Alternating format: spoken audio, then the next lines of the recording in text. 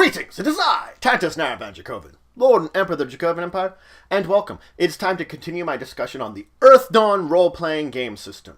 Well, where we last left off, we of course were talking about combat, and we dove into melee combat. Today, we're going to talk all about ranged combat. So this is any kind of combat made out of, well, the reach of whoever you're fighting. You're not within reach, and it traditionally is involving either some kind of projectile of some kind, either thrown or shot from a weapon, being used in the course of this combat. Your minimum distance to be at for it to become ranged combat is 2 yards. If I'm within that 2 yards, I'm still within melee range, really.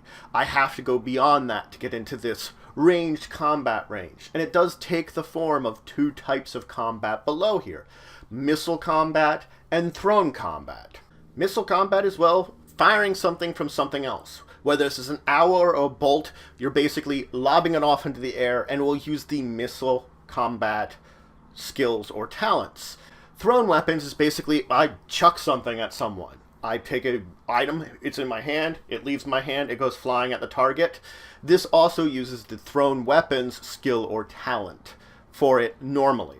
Now all ranged combat is well done at a range. Every type of ranged weapon has two types of ranges to it. A short range and a long range. No ranged weapon can fire beyond its long range. Now, normally, short range is where you can fire to without any sort of penalties. You begin to incur penalties up until long range. There is a minimum distance you can fire at, also 2 yards. If you're within 2 yards, you cannot fire or use any kind of ranged attack. All ranged weapons, regardless of being missile or thrown, we'll discuss under the goods and service section where they talk about weapons, about their minimum distances, about their short ranges and long ranges. Now, an important part of ranged combat is, well, the possibility of hitting an ally. This tends to be if I'm firing at an enemy and there are other creatures in the way of that enemy, blocking it. Whether they are within melee combat with that target or not really doesn't matter. It's the fact that there are things in the way that I might shoot. Effectively at this point in time, let's say I'm using my bow and arrow, I'm firing it. Every creature within the way of my target, I count them up. And then my target gets that as a bonus to their physical defense. I then, of course, roll my test against their physical defense. If I meet it, fine. I shot them with my arrow. If I fail it, though, then I begin to take a look at the results of the test that I made, and I compare it to the closest creature to me, the firer, and I keep going down the line and comparing it and seeing if my shot would hit any of those. Because if it does, guess what? That's where my arrow's ending up.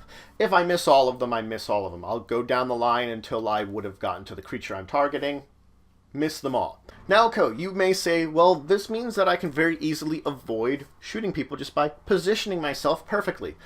No. The fact is, because of the nature of how people move around in combat and are like ducking back and forth, anyone within 2 yards of your line that you're drawing should be considered in the way of it, because you don't know when they're going to shift in the way as part of the normal combat movement. The thing is it's going to be completely up to your game master to determine who exactly qualifies for this. If I'm at this angle and there's a couple of people like kind of off to the side, no one directly in the way, my game master might determine because of the nature of combat, they are still technically in the way, and my arrow could veer off and hit one of those. And one of them might be an ally that I don't technically want to shoot. But guess what? Twang, I might. Now it's important to note that, of course, cover will apply over the course of your attacks. That if your opponent has cover, it's going to apply. Now, let's dive a little deeper into missile combat. So as I said, missile combat is effectively I'm taking something, firing it, and it will shoot a projectile from whatever I am. Whether crossbow, sling, a bow and arrow, or something else entirely. It shoots this projectile at my target, it hits it.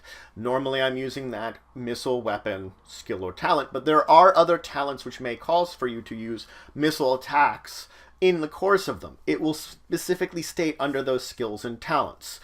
I can get 1 missile attack on off at a turn as a standard action. Though, Once again, there are some skills and talents which will allow me to get a second attack. Similar to when I was talking about melee and unarmed, there are talents here, skills and talents here, which allow for this, allowing me as a simple action to get an extra attack off, to shoot twice. Regardless, you will have to look at goods and services, because this is attacks made at a distance. And under there, it will tell you these short and long ranges. When you hit that, getting into those long ranges, you're beginning to accrue penalties to both attack and damage to your missile attacks. Effectively, the farther someone is along, not only is it harder to hit them, but my attacks will do less damage because of the nature of them. Now, everything in goods and services is listed. Every statistics, all the damage steps, not only that range you have, basically cost. There are some other important statistics we have to mention about the ranged weapons, especially the missile weapons, which will be listed here. There is sometimes minimum strength or dexterity that you're going to have in order to properly use these. This is once again similar to when we were talking about melee weapons with minimum requirements to strength or dexterity. Same applies here, that I might need to use a certain amount of strength or dexterity to use these weapons efficiently, or I get penalties to using them. A possibility could definitely exist.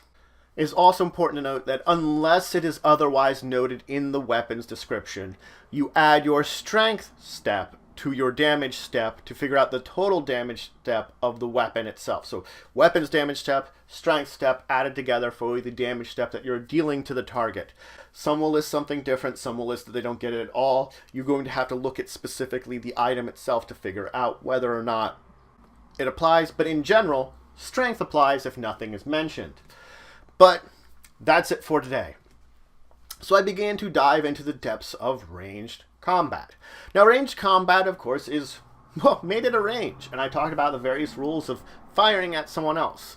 I did dive into missile combat, the specific type of ranged combat.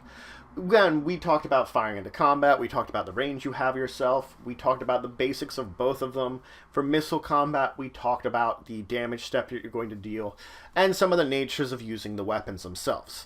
In the next episode, when we continue, we're going to finish up ranged combat by talking about thrown weapons, and then talk about spell combat, because we should be able to handle both of these before diving deeper into more things related to combat that you're going to need to know about. But if you have any questions, comments, anything you want to say, anything you think I left out, please leave in the comments below. Please like, share, and subscribe. It shows for the channel, the empire, the work I do.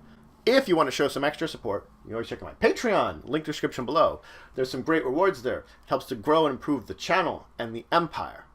But regardless, until the next time, I bid you farewell.